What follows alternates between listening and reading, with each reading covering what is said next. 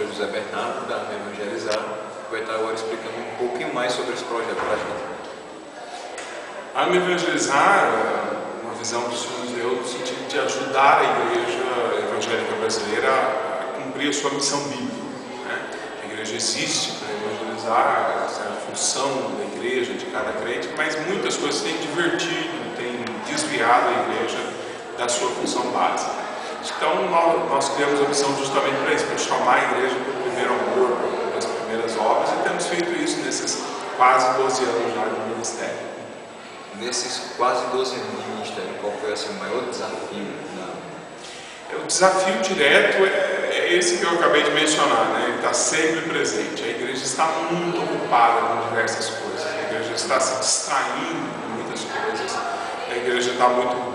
faz lembrar a passagem do Senhor Jesus com Marta e Maria, né? A Marta ali tão ocupada ali nos afazeres domésticos e Maria aos pés do Senhor, ouvindo o Senhor, a vontade de Deus, o que é que Ele queria, o que é que Ele desejava, e Marta fazendo aquilo que ela achava que ela devia fazer. E essa diferença, essa é a maior dificuldade que a gente enfrenta na igreja hoje. É uma igreja muito ativista e que não está fazendo o essencial, não está fazendo aquilo que deveria. Então nós estamos gastando muita embreagem, mas acelerando, andando pouco. Como é que funciona o trabalho junto às igrejas? Nosso propósito definido desde o primeiro dia que a AME nasceu é ajudar as igrejas evangélicas brasileiras a cumprir sua missão bíblica de evangelizar todo mundo. Esse propósito é realizado através de 4 diretrizes, motivando igrejas que estão desanimadas, cansadas, o pessoal não está muito a fim de evangelizar, os crentes estão mais ocupados com a casa da praia do que com o trabalho realmente da missão da igreja. Então fazemos o trabalho de motivação. Fazemos o trabalho de treinamento. Então temos vários programas de treinamento que vão ensinar a igreja quais são as técnicas que ela pode usar, quais são os recursos de evangelização que ela pode usar, o que ela pode fazer. Depois temos o aspecto do suprimento. Nós desenvolvemos estratégias, desenvolvemos materiais, desenvolvemos os recursos que a igreja vai usar no trabalho da evangelização. E finalmente o apoio estratégico, ajudando igrejas a entender, dando apoio inclusive à estrutura. Por exemplo, o pastor quer... Qual seria a forma ideal de eu estabelecer o trabalho evangelístico dentro da igreja? Então nós vamos ajudar esse pastor, dar uma consultoria, mostrar para ele qual é a melhor forma de organizar e de conduzir o trabalho. É basicamente isso, essas 4 diretrizes é o que a gente faz todo o tempo. Motivação, treinamento, suprimento e apoio estratégico. E como o senhor hoje avalia a atividade missionária das nossas igrejas consideradas históricas? As igrejas históricas. Essa é uma responsabilidade, né? Eu vejo focos de avivamento e isso me deixa muito contente, né? Ou seja, eu vejo que de tanto a gente vê o neopentecostalismo crescendo, ver aparecendo todo tipo inclusive de seitas e de heresias e de tanta coisa ao nosso redor. Eu acho que muitos dos nossos líderes das igrejas históricas estão criando um pouco de vergonha, né? E dizendo, não, eu preciso reagir, precisamos reagir. E há coisas interessantes, eu acho interessante ver a reação missionária, por exemplo, desculpa citar uma ou outra, mas, por exemplo, a reação missionária da Igreja Presbiteriana do Brasil é bastante interessante, né? Eu tenho andado junto com a direção, Reverendo Agripino e outros, e a gente tem visto muito resultado nisso. E da mesma forma eu tenho visto a mesma coisa. As igrejas congregacionais, as igrejas batistas, existe um ânimo renovado. Mas ainda existe, infelizmente, talvez muita desatualização em termos do que a igreja poderia fazer. Ainda a questão litúrgica é de muita discussão, a questão organizacional, e às vezes nós não estamos entendendo que conforme os tempos mudam, algumas coisas precisam ser adaptadas e ajustadas para continuarem funcionando, né? Eu acho que essa discussão é que está faltando em alguns casos, ou seja, já existe vontade, isso eu acho maravilhoso, existe toda uma nova geração de seminaristas, de gente com vontade de fazer alguma coisa nova. Já se vê jovens mais de novo interessados, há um sensível crescimento de vocações, mas eu acho que ainda precisa se discutir metodologias, recursos, organização da igreja, para que a igreja se torne mais ágil. Nós ainda temos igrejas muito lentas no processo decisório, na definição de objetivos, e isso atrapalha um pouco o trabalho. Na sua pregação, o senhor falou sobre o Super 20. Fala um pouco mais para mim sobre o Super 20. Super 20 para ajudar as igrejas, precisa saber o que está acontecendo. Então, desde alguns anos atrás, nós começamos a fazer pesquisas sobre como a igreja cresceu. Como é que a igreja ela vem fazendo seu crescimento. Então, nós consideramos pesquisas feitas, questionários respondidos em 2007 e 2008. Foram 5.209 questionários. Esses questionários foram processados, seguindo as melhores regras da estatística, e nós então obtivemos um relatório que mostra um perfil de quem está sentado nas nossas igrejas hoje. Um dos itens que a gente pesquisou foi idade. E nesse item a gente notou que 77% dos crentes sentados nas igrejas hoje se converteram até os 24 anos de idade.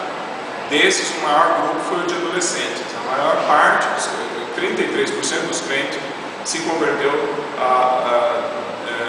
dos 11 aos 17 anos de idade.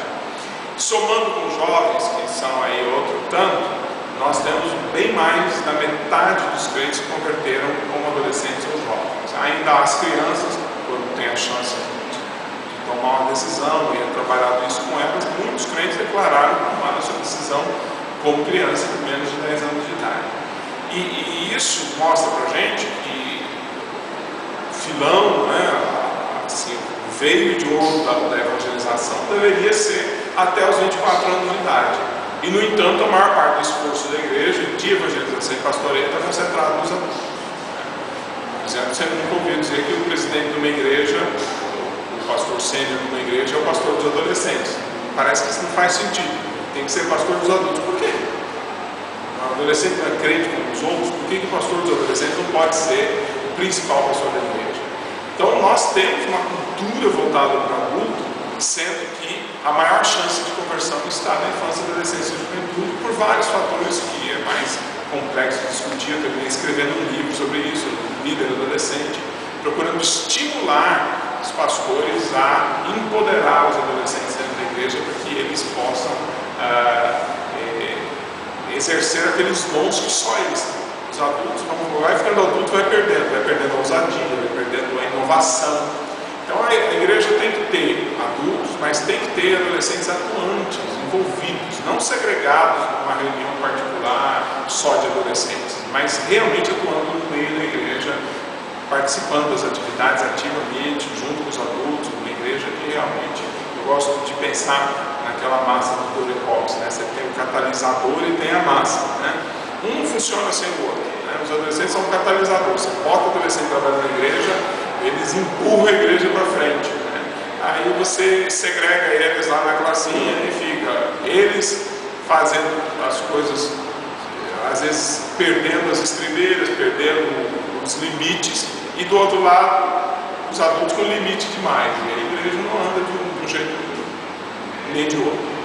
Então é muito importante a inclusão do adolescente.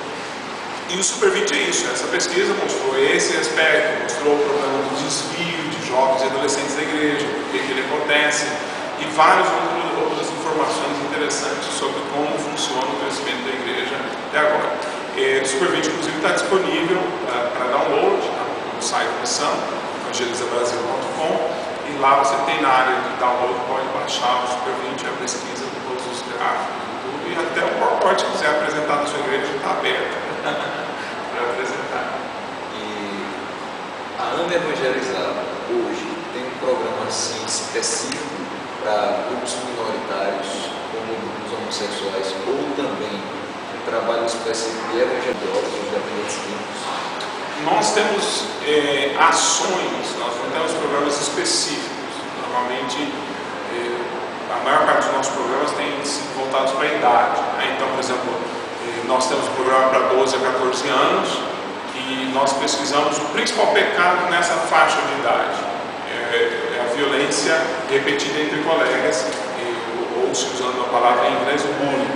Então, nós desenvolvemos um programa que usa parábola do samaritano para ensinar novas atitudes para o adolescente, nas escolas, onde for, e dessa forma a gente o evangeliza. Evangelizar para a área não é aquele típico levanta a mão e aceita Jesus, que nem tem uma base bíblica para esse tipo de apelo.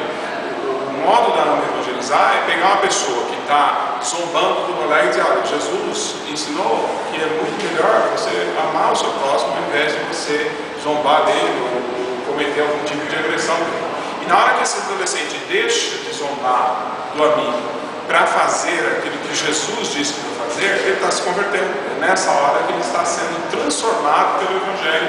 E isso é evangelização. É uma evangelização que requer resultados, que procura resultados.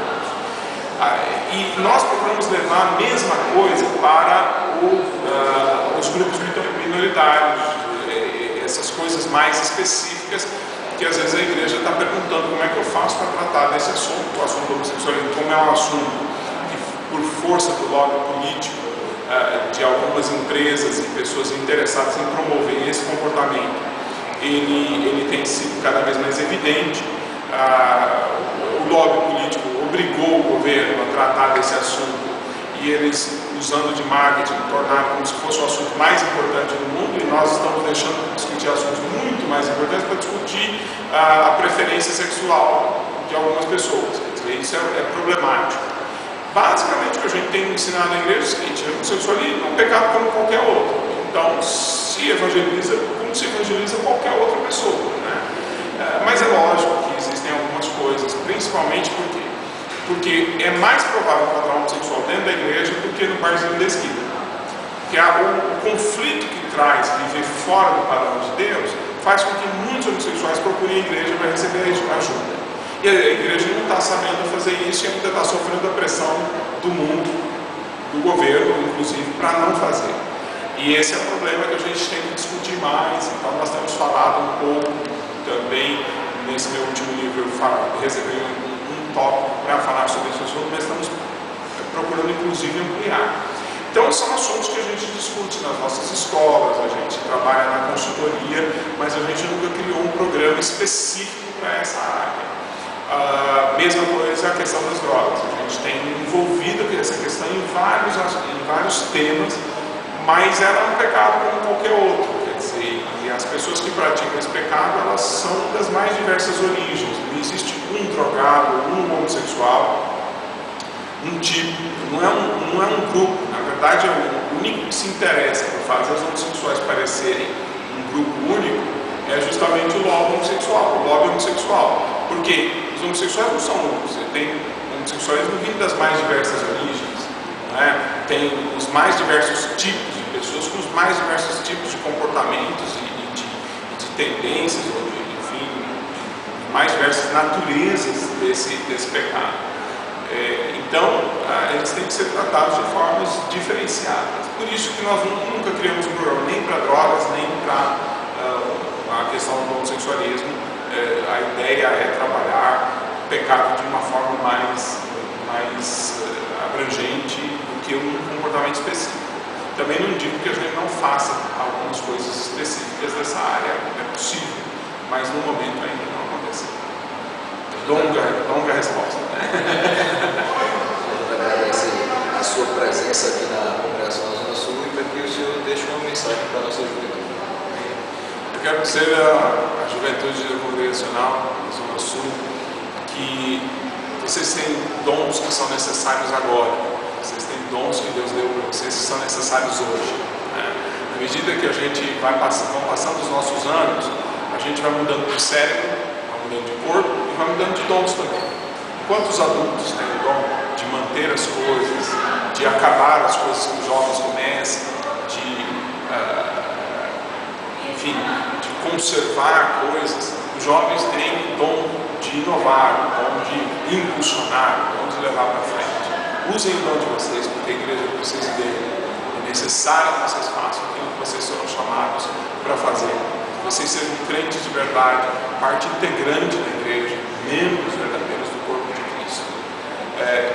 Não tomem a juventude como desculpa para o pecado, porque os idosos também teriam suas desculpas para outros tipos de pecado. Aprendam que ninguém tem desculpa para pecar. Todos nós temos os recursos do Espírito Santo para nos santificarmos e para sermos cada dia mais parecidos com Cristo. Então façam isso. Dediquem a sua vida, a sua juventude ao Senhor. Consagrem a sua vida, o seu corpo, para fazerem a vontade de Deus. E brilhem agora, não esperem ficar adultos, para serem a luz do Senhor nesse mundo.